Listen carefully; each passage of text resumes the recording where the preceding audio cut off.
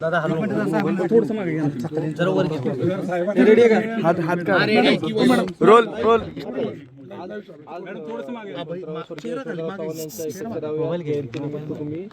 अभिवादन करण्यासाठी आलात, काय सांगाल, काय भावना? नमस्कार. आज महाराष्ट्राचं उपराष्ट्रपती मुख्यमंत्री आदरणीय आपल्या सर्वांचे श्रद्धास्थान यशवंतराव चव्हाणजी यांच्या जयंतीनिमित्त अभिवादन करण्यासाठी मी इथं आलेली आहे. आणि हे सगळं करत असताना मन माझं भरून येते.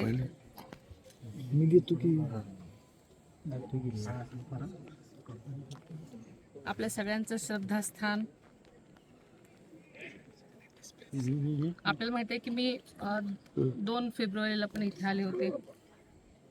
माझी शपथ घेतल्यानंतर एक कर्तव्यनिष्ठ म्हणून मी समाधीस्थळी आले होते अभिवादन करायला. कारण आपल्या सर्वांचंच हे एक ऊर्जास्थान आहे, शक्तिस्थान आहे. आणि आदरणीय दादांनी आदरणीय यशवंतराव चव्हाणांच्या विचारांचा वसा घेऊन आपली वाटचाल सुरू केलेली होती. दादांना नेहमीच त्यांच्या सर्वच दादांचं ते शक्तिस्थान होतं, स्फूर्तिस्थान होतं.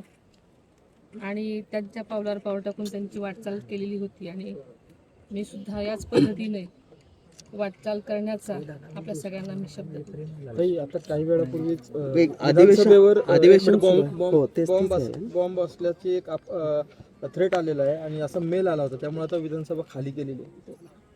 आताच आपल्याकडूनच ही मी बातमी ऐकली आणि मी माहिती घेण्याचा प्रयत्न केला, तर तो फोन खोटा होता असं मला सांगण्यात आलेलं आहे.